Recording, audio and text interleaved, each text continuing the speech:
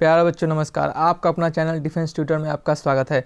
तो आज हम पढ़ेंगे एनडीए में कुछ आए हुए प्रीवियस ईयर क्वेश्चन को। यह हमारा मोशन एंड फोर्स का लेक्चर 4 है। इससे पहले हम 3 और पार्ट दे चुके हैं जो कि आप हमारे प्लेलिस्ट में जाकर देख सकते हैं।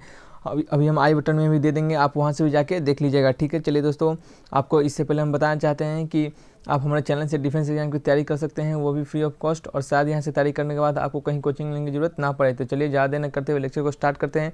तो आज का हमारे लेक्चर का पहला क्वेश्चन होगा जो कि आप स्क्रीन पर दिख रहा होगा। आप इसे बनाइए, खुद से ट्राई कीजिए और इसका आंसर कमेंट बॉक्स में लिखिए। इससे पहले आपको समझा देते हैं क्वेश्चन में क्या कहा जा रहा है। क्वेश्चन में कहा जा रहा है 2 कार ए और बी है, इसका मास एम ए और एम बी है, जहाँ की M A mass of A greater than mass of B है।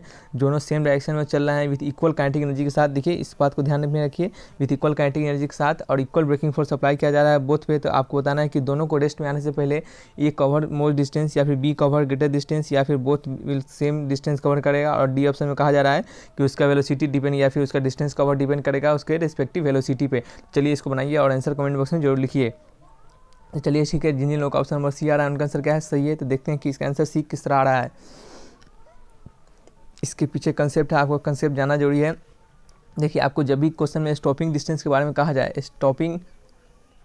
स्टॉपिंग डिस्टेंस, जब भी आपको स्टॉपिंग डिस्टेंस के बारे में कहा जाए, मान लीजिए ए कवर x1 डिस्टेंस कर रहा है और बी x2 डिस्टेंस कवर कर रहा है, तो उसका स्टॉपिंग डिस्टेंस जो होता है वो प्रोपोर्शनल होता है किसके, उनके रिस्पेक्टिव काइनेटिक एनर्जी के। मान लीजिए ए का काइनेटिक एनर्जी k1 और बी का काइनेटिक एनर्जी k2 है, तो इनका रिस्पेक्टिव डिस्टेंस क्या होता है x1/x2 के, और इक्वल टू होता है k1/k2 के। इनके रिस्पेक्टिव स्टॉपिंग डिस्टेंस किसके प्रोपोर्शनल होते हैं, उनके काइनेटिक एनर्जी के प्रोपोर्शनल होते हैं। और वहीं पर आपको अगर पूछ दिया जाए, अगर यहीं पर आपको डिस्टेंस ना पूछ के अगर टाइम पूछा जाए, स्टॉपिंग टाइम पूछा जाए, तो आप स्टॉपिंग टाइम T1/T2 किसके प्रोपोर्शनल लिखिएगा, आप मोमेंटम के, उनके P1/P2 यानी उनके रिस्पेक्टिव मोमेंटम के।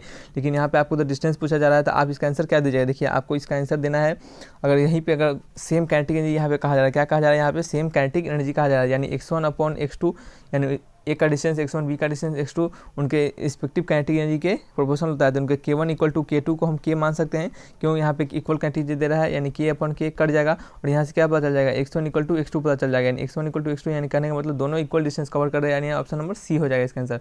इसी तरह आपको क्वेश्चन नंबर 2 है, इसको बनाइए। क्वेश्चन नंबर 2 को थोड़ा ध्यान में रखिए और इस बात को, कुछ कंसेप्ट इसमें भी है, आप इसको ध्यान में रखिए और इसको बनाइए और आंसर कमेंट बॉक्स में जरूर लिखिए।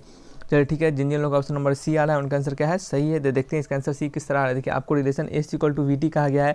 आप एक रिलेशन पढ़ेंगे कांस्टेंट एक्सेलरेशन का, x = ut plus half of AT square. लेकिन यहाँ पे आपको क्या कहा जा रहा है, यहाँ पे आपको S = VT कहा जा रहा है।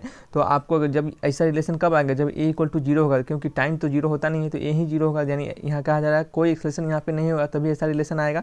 ये तो आपको समझ में आया होगा, यानी ऑप्शन नंबर ए और ऑप्शन नंबर बी तो कट जाएगा। लेकिन अगर ऑप्शन नंबर सी और डी में कोई कन्फ्यूजन नहीं होना चाहिए। क्यों कन्फ्यूजन नहीं होना चाहिए, देखिए ऑप्शन नंबर डी में कहा जा रहा है नॉन यूनिफॉर्म वेलोसिटी, और किसी का भी नॉन यूनिफॉर्म वेलोसिटी आएगा तो उसका कुछ ना कुछ एक्सेलरेशन तो होगा ही। आपको पता है कि चेंजिंग वेलोसिटी एक्सेलरेशन देता है, तो चेंजिंग वेलोसिटी एक्सेलरेशन देता है, यानी आपको पहले से पता है कि एक्सेलरेशन है नहीं, यानी नॉन यूनिफॉर्म वेलोसिटी हो नहीं सकता, यानी कौन सा ऑप्शन होगा, ये यूनिफॉर्म वेलोसिटी। चलिए तीसरा नंबर क्वेश्चन को बनाइए। ये एवरेज पे क्वेश्चन है, थोड़ा सा सिंपल ही क्वेश्चन है, लेकिन आपको कंसेप्ट पता रहेगा तभी आप बना पाइएगा। चलिए ठीक है, तो इसको बनाइए क्वेश्चन को। तो जिन लोगों का ऑप्शन नंबर ए आ रहा है 12, उनका आंसर क्या है, सही है।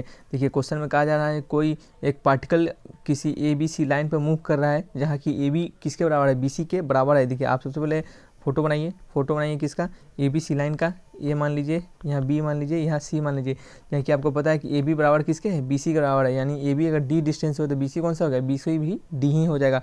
ठीक है, तो आपको बताना है एवरेज वेलोसिटी आपको दिया जा रहा है यहाँ पे कि A से B जाने के लिए एवरेज वेलोसिटी 10 मीटर/सेकंड है, B से C जाने के लिए एवरेज वेलोसिटी 50 मीटर/सेकंड है। आपको A to C जाने के लिए एवरेज वेलोसिटी V एवरेज आपको बताना है, वेलोसिटी एवरेज आपको बताना है। तो जब ठीक है, आप किस तरह से बताइएगा। देखिए आपको पता है किसी का एवरेज वेलोसिटी क्या होता है, टोटल डिस्टेंस, यानी total distance upon total time, आपको यही होता है। तो टोटल डिस्टेंस क्या है, D + D। मान लीजिए यहाँ से जाने में T1 टाइम लग रहा है, B से C जाने में T2 टाइम लग रहा है, तो T1 + T2। आपको पता है कि डिस्टेंस इक्वल टू होता है स्पीड इनटू टाइम सॉरी, तो टाइम इक्वल टू क्या होगा, डिस्टेंस अपॉन स्पीड। तो आपको क्या निकालना है यहाँ पे, देखिए आपको 2D तो पता चल गया, और यहाँ पे T1 टाइम जाने के लिए आपको डिस्टेंस कितना दिया हुआ है, D दिया हुआ है, और स्पीड कितना दिया हुआ है, 10 दिया हुआ है। फिर T2 जाने के लिए डिस्टेंस D है, स्पीड कितना है, 15 है। और एलसीएम लीजिएगा तो क्या हो जाएगा, D से तो D कट जाएगा, 2 × 10 × 15 हो जाएगा। एलसीएम तो लेने आता होगा, और ये 10 + 15 कितना है, 25 हो जाएगा। ये कट जाएगा 3 और ये कट जाएगा 5 से 10 यानी 3 × 2 = 6, 6 × 2 = 12 यानी 12 मीटर पर सेकेंड, 12 मीटर पर सेकेंड, ऑप्शन नंबर ए हो जाएगा। ठीक है, तो चलिए नेक्स्ट क्वेश्चन की ओर बढ़ते हैं। क्वेश्चन नंबर 4 है, क्वेश्चन नंबर 4 को बनाइए। क्वेश्चन नंबर 4 क्या होगा? ठीक है, तो क्वेश्चन नंबर 4 में कहा जा रहा है the dimension of impulse is same as that of, आपको इम्पल्स का डायमेंशन बताना है, इसमें से किसके बराबर है वो। ठीक है, तो चलिए आपको बताना है कि किसके बराबर है इम्पल्स का डायमेंशन। तो ठीक है, आप इसको बनाइए, ट्राई कीजिए, सिंपल क्वेश्चन है तो, यानी जिनका ऑप्शन नंबर सी है उनका आंसर क्या है, सही है। देखिए आपको पता है कि इम्पल्स इक्वल टू क्या होता है, force into time, sorry impulse होता है फोर्स इंटू टाइम, इम्पल्स होता है I equal to force into time होता है। ठीक है, आपको पता है कि जो फोर्स इंटू टाइम होता है इम्पल्स का वैल्यू, और इम्पल्स को आप क्या लिख सकते हैं, चेंज इन मोमेंटम में लिख सकते हैं।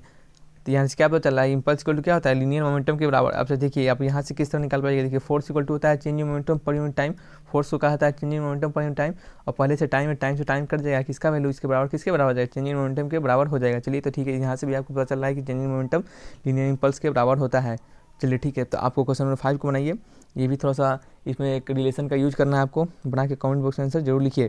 ठीक है दोस्तों, इसका जिनका ऑप्शन नंबर डी आ रहा है उनका आंसर क्या है, सही है। तो देखिए आपको पता है कि इसमें क्वेश्चन में कहा जा रहा है कि कोई भी पार्टिकल, एक पार्टिकल है जो कि सर्कुलर पाथ पे घूम रहा है जिसका रेडियस आर है और यू वेलोसिटी से घूम रहा है, वो यू वेलोसिटी से घूम रहा है। तो आपको बताना है कौन सा इसमें से ए और आर के बीच आपका ग्राफ करेक्टली रिप्रेजेंट कर रहा है। तो देखिए आपको पता है कि एक रिलेशन होता है ए इक्वल टू क्या होता है, V square upon R, circular path पे रिलेशन होता है फोर्स इक्वल टू क्या होता है, M V square upon R, centimetre force ये होता है ना। यहाँ से एक्सेलरेशन का वैल्यू क्या आता है, यहाँ से एक्सेलरेशन का वैल्यू आता है A equal to M V square, sorry A equal to V square upon R, यानी A inversely proportional to R हो जा रहा है।